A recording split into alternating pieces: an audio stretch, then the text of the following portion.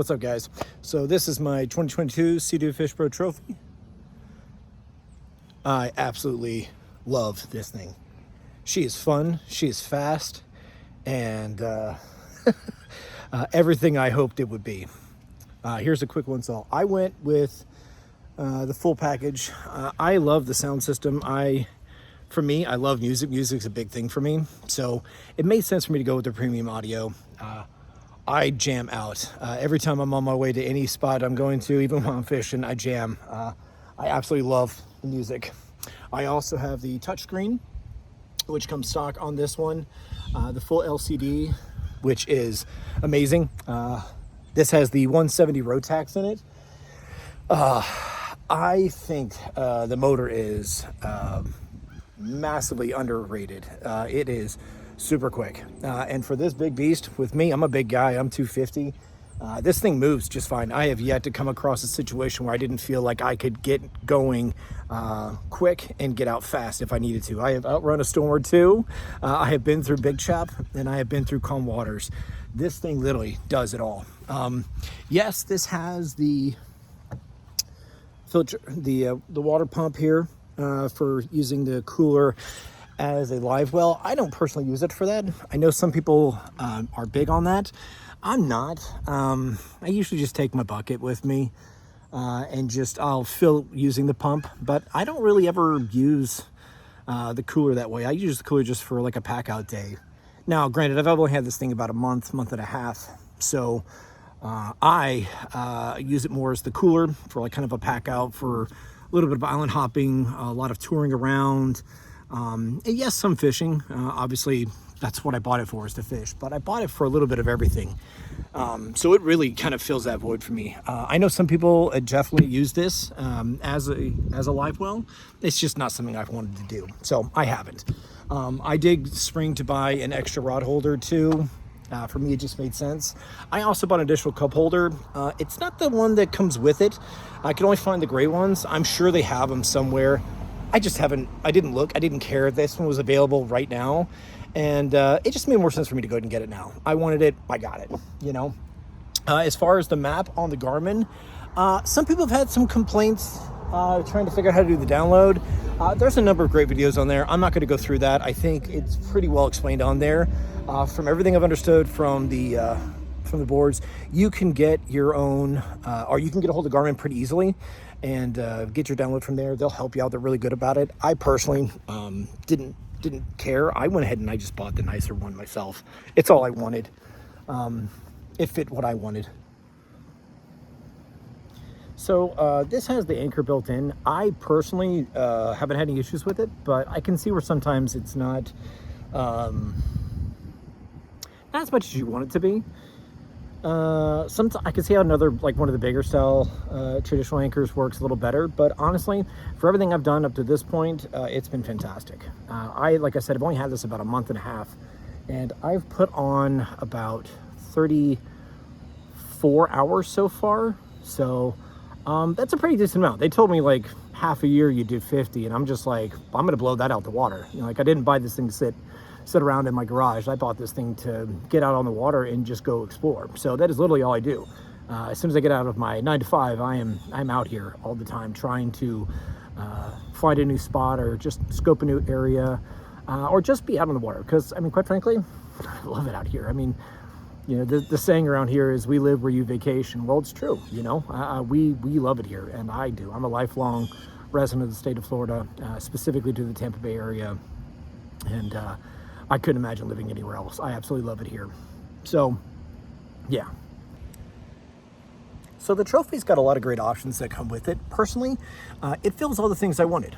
I mean, yes, there are less expensive ways to go about it. You've got the Scout and the Traditional Fish Pro. Both are less expensive than this one. This, honestly, for me, you know, this just fit what I wanted, and it was in my budget. So, you know, if anyone's interested in getting one, you know, just figure out what makes sense for you and go get it. I mean, it doesn't matter.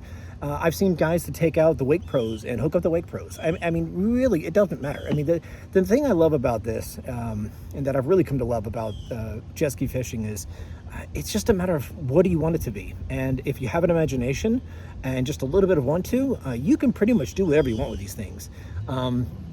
I personally, like I said, this fit all my needs. This fills all the things I wanted. I wanted something that was turnkey, ready to go, get out for the day.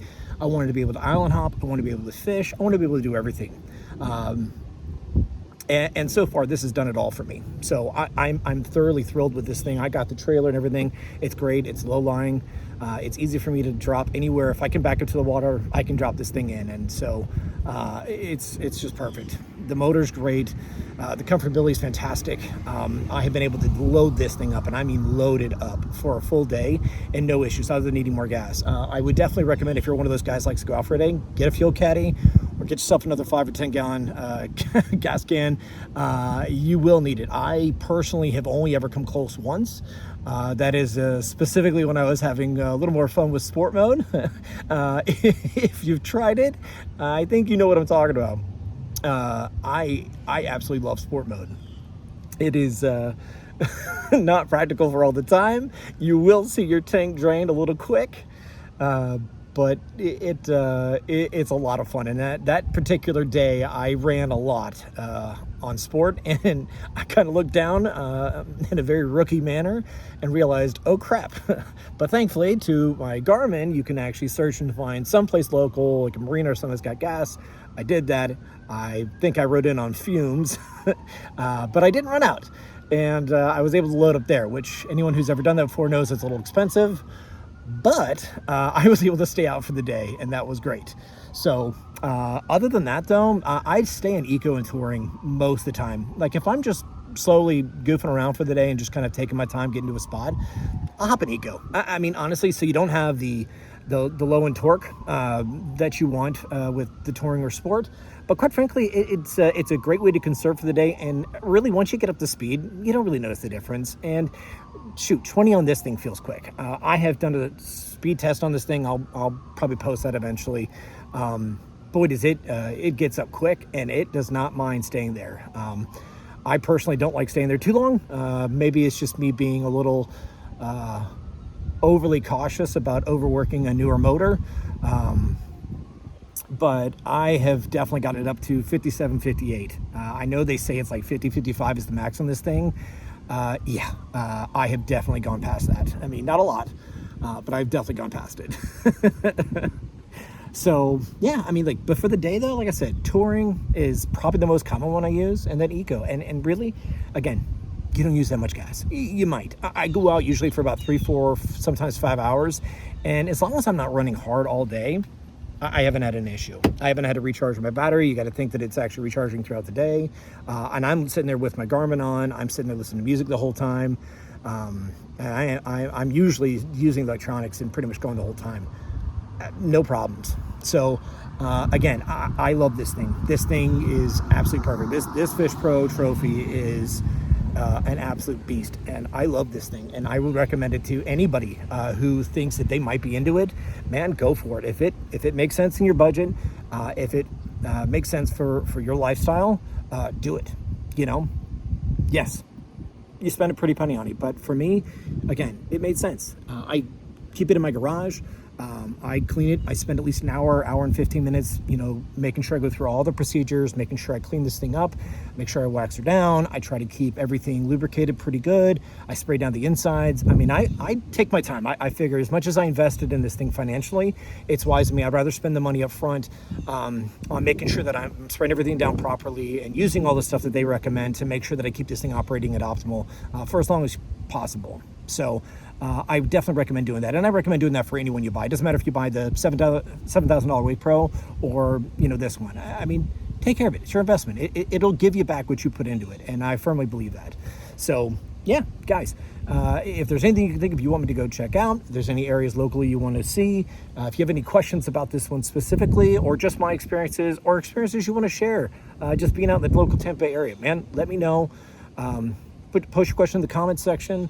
Send me a DM, however you want to do it. It's absolutely fine. I'm more than happy to talk about this thing. I love it. I'm always out every weekend. If I'm not working, I'm on this thing. So again, guys, this is going to be all about just trying to build a good community, doing the right thing, good buyer ecosystem, and just enjoying the resource we have here, which is the beautiful Gulf and the incredible weather. So thanks, guys. See ya.